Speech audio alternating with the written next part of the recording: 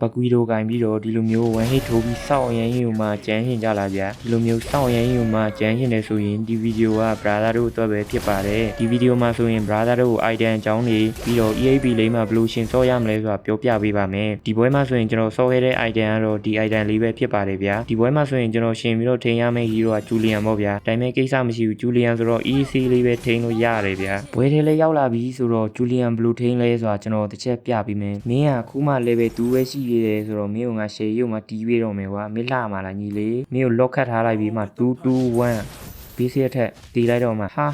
ဖက်ပလက်ကိုရီတွက်ပဲဟာလားအေဗာကိုရီတွက်ပဲငါမိုင် AD လည်းရှိရဆိုတော့မင်းကိုခြုံနေရနေပဲစောင့်တော့မယ်ကွာမင်းလိမ့်တက်ရှင်းပါလားရှင်းတော့221 AD 2ဟာလုံးဝကျွတ်စင်ကွာနော်တာတယ်လေးပါလေးတွားပြီးတော့ကူပေးလိုက်မယ်ကွာအင်မွန်တကောင်လေးဒီကောင်ပါလာလောက်တာတော့အကွက်အလားလေးပဲပြပေးလိုက်မယ်ကွာနော်လုံးဝကျွတ်စင်ရလားငါ့ကိုမနိုင်လို့မင်းဖန်ကိုလေးပါခေါ်လာပြီးရလားအကောင်တီးငကောင်ပေးရညီလေးလာခဲ့လိုက်ငါမှာအကုန်လုံးစပေးရှိတယ်မှာ AD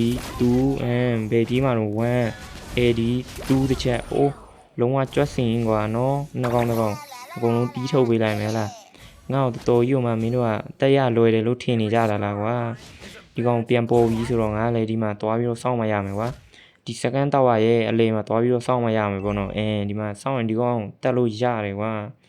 မလာခဲ့လိုက်ကိုကတော့အချုံထဲမှာ EC လေးပဲစောင့်မယ်ချင်းပညာပေါ့ကွာမိုးလိုက်စိုးလိုက်ကွာလာခဲ့မင်းကြားတယ်ကွာရမ်းချတယ်ညီလေးပါလုံနေတာလေရမ်းချတယ်ကွာမတကယ်ကိုရောင်းတင်နေပြီကွာမင်းပဲရောက်နေဒီမှာတော့ခက်လိုက်ပဲငါမှ2ပဲရောက်22 AD 21အဲ့ဒါပဲဘာမှမလုပ်ဟလားမင်းကိုကြီးကတိတ်ပြီးတော့မချင်တဲ့တေးဘူးကွာမင်းထက်ပြီးတော့လာခဲ့လိုက်မင်းကိုလော့ခတ်လိုက်ပြီးမှ22 AD တော့ရင်မတီးပါဘူးတဲ့နော်